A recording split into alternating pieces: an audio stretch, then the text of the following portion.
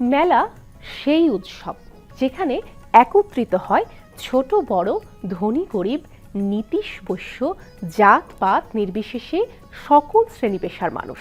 প্রচলিত যত আয়োজন আছে একমাত্র মেলাতেই এমন সাম্যের অংশগ্রহণ লক্ষণীয়।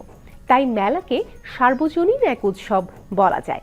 যশোরের কাশিমপুরের ওসমাননগরে বসে এমনই এক মেলা। গরুর গাড়ির দৌড়কে উপলক্ষ করে বসে বলে এই মেলার নাম গরুর গাড়ি দৌড় মেলা। ওসমাননগরে গরুর গাড়ি দৌড়ের মেলা নিয়ে এ পর্বের মেলা পর্ব।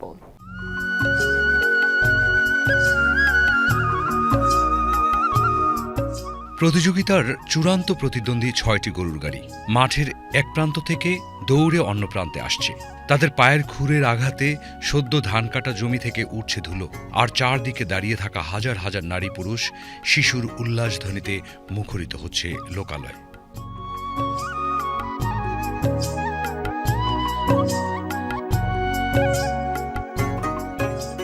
প্রতি বছর মাঠের ধান তোলার পর বিস্তীর্ণ মাঠে বসে এই প্রতিযোগিতা। মানুষের পদচারণায় মুখরিত হয়ে ওঠে গোটা এলাকা।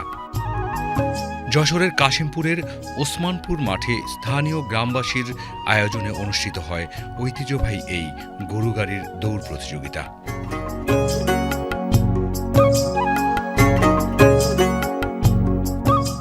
গরুর গাড়ির দৌড় প্রতিযোগিতাকে কেন্দ্র করে প্রতিযোগিতার মাঠে আশপাশে বসে মেলা।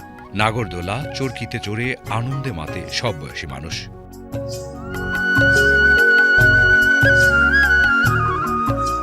মাঠ জুড়ে নানা পসরা নিয়ে বসেন দোকানিরা। পাঁপড়, বাদাম, চানাচুর, চটপটি, ফুচকা, পেঁয়াজু, চপ, মিষ্টি, গজা, রসগোল্লা, হাওয়াই মিঠাই, রঙিন বেলুন।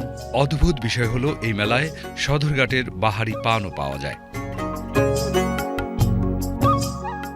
দল বেঁধে ছেলেমেয়েরা ঘুরতে থাকে মাঠের এপাশ থেকে ওপাশ। আনন্দোৎসবে মেতে ওঠে গ্রামবাসী। গ্রাম বাংলার গরুর গাড়ির সংখ্যা কমছে। এই হারিয়ে যাওয়া ঐতিহ্যকে ধরে রাখতে এবং নতুন প্রজন্মকে জানান দিতে প্রতি বছর আয়োজন করা হয় ঐতিহ্যবাহী গরুর গাড়ির দৌড় প্রতিযোগিতা। এবছর যশোর সহ আশপাশের জেলা থেকে ১৬টি গরুর গাড়ি প্রতিযোগিতায় অংশ নেয়।